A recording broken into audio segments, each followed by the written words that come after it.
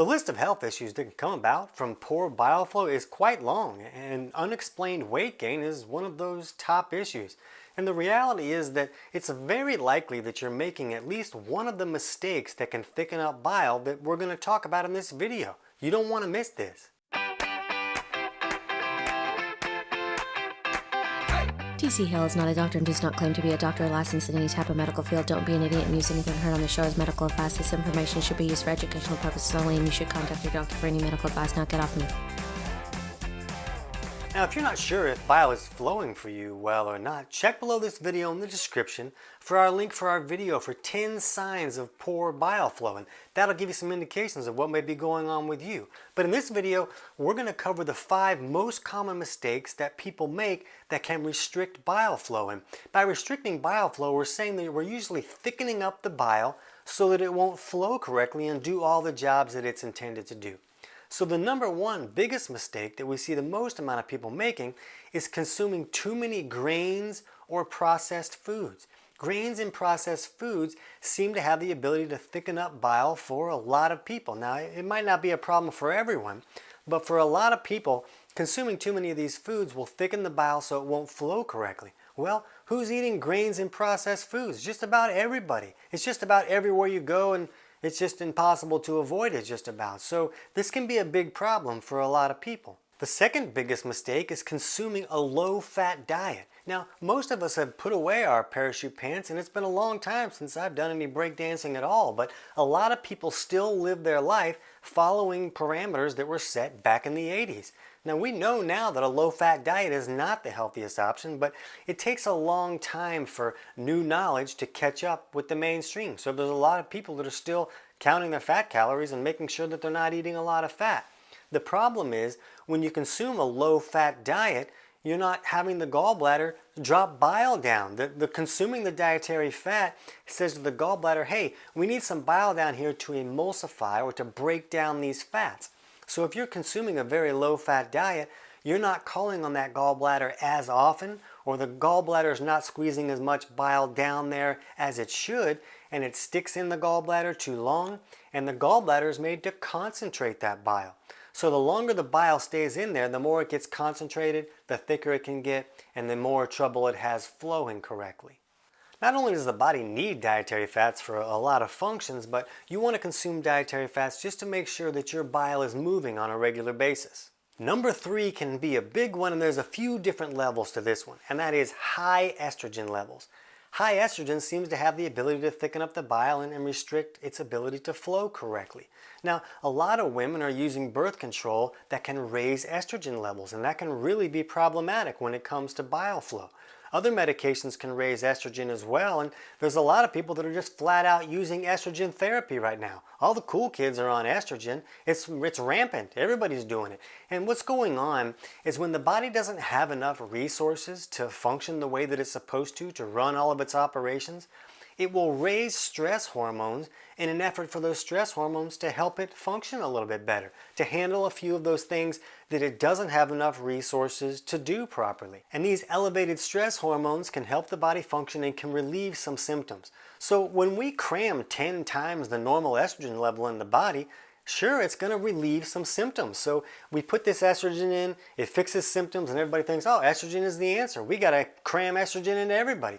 The problem is these high estrogen levels can also create problems like thickening up the bile and restricting your ability to digest your food correctly. You need that bile to digest food the way that the body wants to, so it can access the nutrients in that food. So this can be a big mistake. Now, beyond these mistakes of using medications that can raise estrogen, stress in your life can raise estrogen as well. Stress can still use up a lot of resources and cause the body to be like, hey, I need to raise these stress hormones, and then elevated stress hormones like estrogen can thicken up that bile. Now, even if you are totally simmered down now and you're not really having stress in your life, if your body is dealing with stress, that can elevate stress hormones as well. This is pretty common when there aren't enough resources in the body for the body to function correctly. And this usually happens when someone's digestion is not working well enough to pull all the nutrients out of that food. So if you're dealing with any type of digestive symptoms like burping or bloating or acid reflux, constipation, diarrhea, nausea, food kind of just feels like it sits there like a rock in your stomach, any of that stuff, those are strong signs that digestion is not working well enough to pull all the nutrients out of that food. And if your body doesn't have those resources that it's supposed to get from that food, it's going to raise stress hormones just to try and help the body function a little bit. So even if you're not stressed, if your body is, that can still elevate those stress hormones and thicken up bile so it won't flow correctly. Number 4 is fasting when you shouldn't be. It's hard to throw a stick right now without hitting somebody that's not using intermittent fasting. It's just very popular. And there can be a lot of benefits to intermittent fasting. I'm a big fan of intermittent fasting. I teach intermittent fasting. I use intermittent fasting. It can be really great. The problem is, if the wrong person is using intermittent fasting, they're magnifying their problems. The problem is a person really shouldn't be fasting unless they have enough minerals in the system and they're eating in a way that their body can move into a state of ketosis and easily burn stored fat for fuel. If your body is not in that state, or you're eating lots of carbs and you're nowhere near ketosis and your body is not burning stored fat for fuel very effectively, then when you're not eating, you're stressing the body out. It doesn't have this backup fuel source of stored fat that it can access like a lot of people can. Even if you have stored fat on your body, if your body's not operating in a way that it can access that stored fat, maybe your insulin levels are too high, then that's going to be a problem when you fast. The body's going to be like, hey, I don't have anything. I guess I got to figure this out myself. I'm going to raise these stress hormones that are going to help me make the body function a little bit better. I'm also going to break down tissues and even organs and turn that into fuel since I'm not having any fuel coming in. So intermittent fasting can be very problematic for the wrong person. So this can also be an issue that is causing someone to thicken up their bile so their bile can't flow correctly, and now they got to experience all the problems that can come with poor bile flow. And the 5th common mistake is what we call a catabolic imbalance. At the cellular level, the body is always in either a catabolic state, which it should be during the day. This is when we're really good at creating energy and breaking down tissues so that things can be rebuilt. Or it's in an anabolic state, like it should be at night, when it's better at sleeping and rebuilding and repairing everything. So both of these states are great and they're beneficial, and we want the body to move back and forth between day and night like it should. This is our natural circadian rhythm at the cellular level.